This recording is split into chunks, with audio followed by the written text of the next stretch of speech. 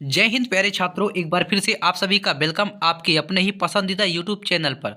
तो प्यारे छात्रों, इस वीडियो में हम आपके लिए कक्षा 8वीं का प्यारे छात्रों विषय विज्ञान का वार्षिक परीक्षा पेपर लेके आ चुके हैं, जो कि आपके वार्षिक पेपर में प्यारे छात्रों ए टू जेड यही पेपर देखने को मिलेगा। कई बच्चों का कमेंट आ रहा था कि सर क्लास 8 का विषय विज्ञान का पेपर लेके आइए। तो प्यारे छात्रों, फाइनली जो आपका इंतजार था वो खत्म हो चुका है। हम पेपर लेके आ चुके हैं। राज्य शिक्षा केंद्र मध्य प्रदेश भोपाल, वार्षिक परीक्षा सत्र 2024-25। विषय कौन सा प्यारे छात्रों? तो विषय विज्ञान का। और कक्षा कौन सा? तो कक्षा 8वीं का। प्यारे छात्रों, हम पेपर लेके आ चुके हैं। पेपर के साथ संपूर्ण सॉल्यूशन भी लेके आए हैं इस वीडियो के माध्यम से, ताकि आपको कोई परेशानी ना हो, आप अपने वार्षिक पेपर में अच्छे से अच्छे मार्क्स ला पाएं। प्यारे छात्रों, यदि आपको पूर्णांक आपका जो 60 दिया है, यदि आपको 60 में 60 लाना है तो वीडियो के लास्ट तक आपको बने रहना है। और इसमें आपका जो टाइम यानी समय रहेगा प्यारे छात्रों, तो 2.5 घंटे का रहेगा। कितने का रहेगा? 2.5 घंटे का रहेगा।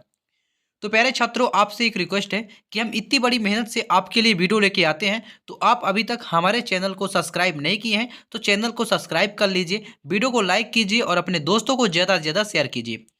प्यारे छात्रों, इसमें जो आपको क्या करना है, सबसे पहले प्यारे छात्रों आपका लिखा रहता है निर्देश।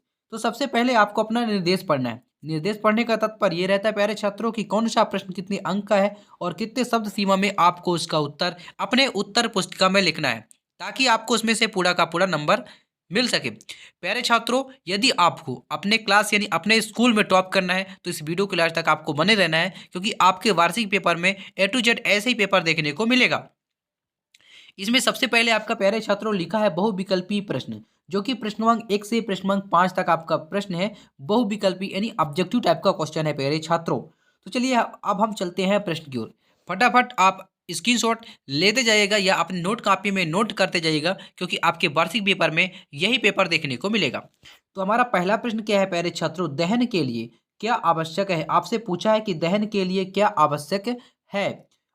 ए में है ऑक्सीजन, बी में है कार्बन डाइऑक्साइड, सी में है पानी और डी में है नाइट्रोजन। तो प्यारे छात्रों, हमारा इसका सही उत्तर हो जाएगा ऑप्शन ए, यानी ऑक्सीजन हमारा सही उत्तर हो जाएगा।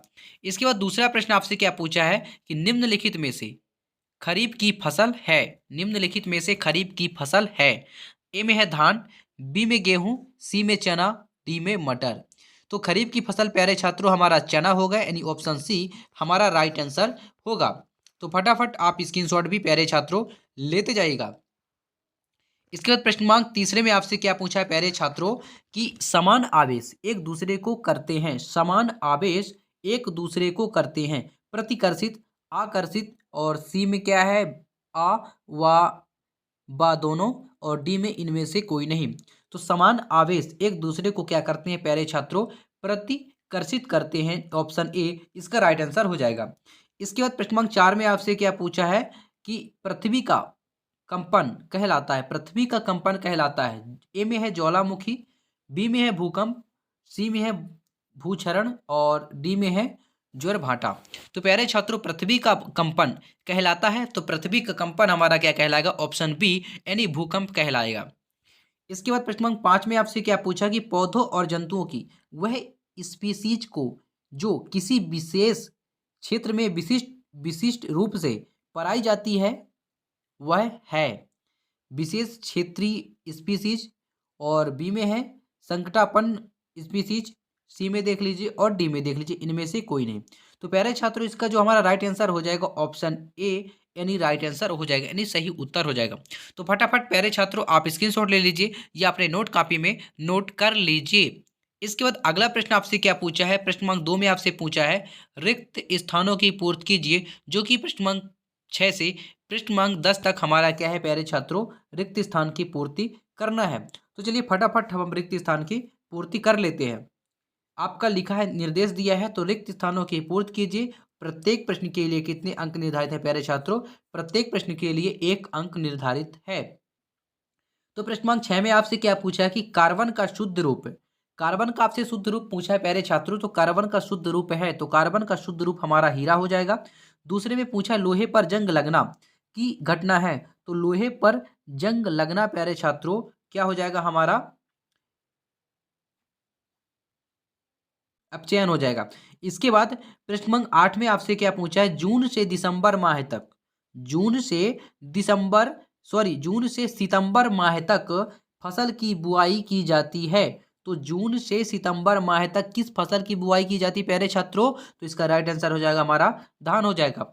इसके बाद प्रश्न नंबर 9 में आपसे क्या पूछा, ईंधन के अपूर्ण दहन से विषैले गैस बनती है। तो नीले ज्वाला, क्या प्यारे छात्रों? नीलो ज्वाला विषैली गैस बनती है।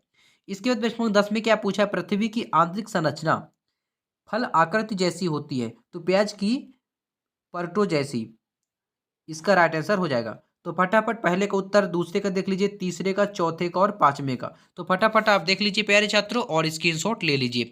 इसके बाद अगला प्रश्न है अति लघु उत्तरीय प्रश्न, जो कि प्रश्न क्रमांक 11 से 16 तक हमारा जो प्रश्न है प्यारे छात्रों, अति लघु उत्तरीय प्रश्न है। तो चलिए फटाफट अति लघु उत्तरीय प्रश्न हम देख लेते हैं। इसमें निर्देश में दिया है प्यारे छात्रों की प्रश्न के उत्तर एक या दो वाक्य में लिखिए। प्रत्येक प्रश्न के लिए कितने अंक निर्धारित हैं? तो प्रत्येक प्रश्न के लिए प्यारे छात्रों 2 अंक निर्धारित हैं। तो प्रश्न नंबर 11 में आपसे क्या पूछा है कि भंडारण से पहले दानों यानी बीजों को धूप में क्यों सुखाया जाता है। इसके बाद प्रश्न नंबर 12 देख लीजिए, कोक क्या है, इसके उपयोग बताइए। प्रश्न नंबर 13 में पूछा IVF का पूरा नाम क्या है, आपको लिखना है। इसके बाद प्रश्न नंबर 14 में क्या पूछा है कि किशोरावस्था में होने वाले 4 शारीरिक परिवर्तनों की सूची बनाइए। तो प्यारे छात्रों आपको 4 शारीरिक परिवर्तनों की सूची बनाना है। तो चलिए फटाफट हम आपको इनका उत्तर बता देते हैं। इन प्रश्नों का आप स्क्रीनशॉट ले लीजिए।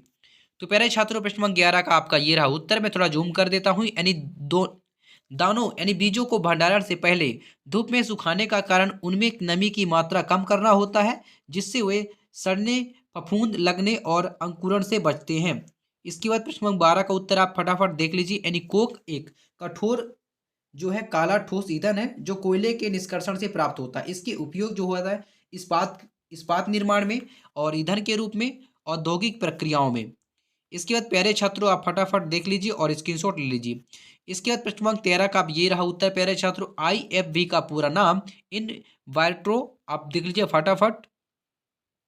मैं थोड़ा जूम कर देता हूँ प्यारे छात्रों। एंड इन विट्रो यानी फर्टिलाइजेशन है।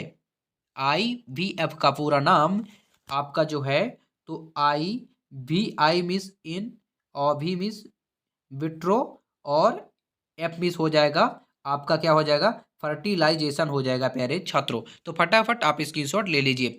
इसके बाद प्रश्न नंबर 14 का आपका ये रहा उत्तर। यानी किशोरावस्था में होने वाले 4 शारीरिक परिवर्तन जो है प्यारे छात्रों, तो ए में हो गया शरीर की लंबाई में वृद्धि। ए में पहला में हो गया शरीर की लंबाई में वृद्धि, दूसरा में आवाज का भारी होना यानी लड़कों में, और चेहरे और शरीर पर आपका ये हो गया, और 4 हो गया प्रजनन अंगों का विकास। तो फटाफट आप स्क्रीनशॉट ले लीजिए प्यारे छात्रों। इसके बाद अगला प्रश्न पूछा है प्रश्न 15 में आपसे क्या पूछा है कि बल से कौन कौन से परिवर्तन संभव हैं। इसके बाद 16 देख लीजिए, ऊंचे घरों यानी भवनों से तड़ित चालक क्यों लगाए जाते हैं। चलिए फटाफट आपको इनका हम उत्तर बता देते हैं। इसके बाद फटाफट ये 14 का उत्तर देख लीजिए, फटाफट आप स्क्रीनशॉट ले लीजिए। इसके बाद 15 का उत्तर मैं आपको फटाफट दिखा देता हूं। आपका ये रहा 15 का उत्तर, एनिवल से निम्नलिखित परिवर्तन संभव है। पर्वत निर्माण, भू आकृति परिवर्तन, धरती की ऊंचाई में परिवर्तन। तो ये आपका 15 का उत्तर हो गया प्यारे छात्रों। फटाफट आप स्क्रीनशॉट ले लीजिए। इसके बाद प्रश्न नंबर 16 का ये रहा उत्तर, फटाफट आप देख लीजिए प्यारे छात्रों। यानी ऊंचे भवनों में तड़ित चालक लगाए जाते हैं ताकि बिजली गिरने की स्थिति में यह बिजली को सुरक्षित रूप से भूमि में प्रवाहित कर दे और भवन तथा उसके निवासियों की रक्षा हो सके। तो ये रहा प्रश्न नंबर 16 का आपका उत्तर। इसके बाद प्यारे छात्रों प्रश्न नंबर 17 आप देख लीजिए, क्या लघु उत्तरीय प्रश्न, जो कि प्रश्न नंबर 17 से प्रश्न नंबर 22 तक है। निर्देश में आपका क्या दिया है प्यारे छात्रों की, निर्देश में दिया है प्रश्नों के उत्तर 40 या 50 शब्दों में लिखिए। प्रत्येक प्रश्न के लिए आपका 3 अंक निर्धारित है। प्रश्न नंबर 17 में क्या पूछा कि आदर्श ईंधन के लक्षण लिखिए। इसके बाद 18 में पूछा है प्यारे छात्रों, यानी रेड डाटा पुस्तक क्या है। 19 देख लीजिए, लैंगिक जनन एवं अलैंगिक जनन में अंतर, उदाहरण बताइए। तो चलिए फटाफट आपको इनका उत्तर बताते थे। प्रश्न नंबर 17 का ये रहा उत्तर, यानी आदर्श ईंधन के लक्षण, उच्च ऊष्मीयमान होना चाहिए, प्रदूषण रहित होना चाहिए, तीसरे में है जलने पर अवशेष न छोड़ना चाहिए, और चौथा सस्ता एवं सुलभ होना, पांचवें में क्या है आसानी से संग्रहण और परिवहन योग्य होना चाहिए। तो ये रहा फटाफट आपका उत्तर। फटाफट आप स्क्रीनशॉट ले लीजिए। इसके बाद प्यारे छात्रों प्रश्न नंबर 18 का, यानी रेड डाटा पुस्तक रेड डाटा पुस्तक यानी रेड डाटा बुक एक दस्तावेज है जिसमें विलुप्त प्राय, संकटग्रस्त, दुर्लभ तथा लुप्त प्राय जीवों की सूची होती है। इसे अंतर्राष्ट्रीय प्रकृति संरक्षण संघ यानी IUCN द्वारा प्रकाशित किया जाता है। तो ये रहा प्रश्न क्रमांक 18 का आपका उत्तर। इसके बाद प्रश्न क्रमांक 19 का उत्तर लैंगिक एवं जनन एवं अलैंगिक जनन। तो लैंगिक जनन प्यारे छात्रों और अलैंगिक जनन में ये रहा आपका उत्तर।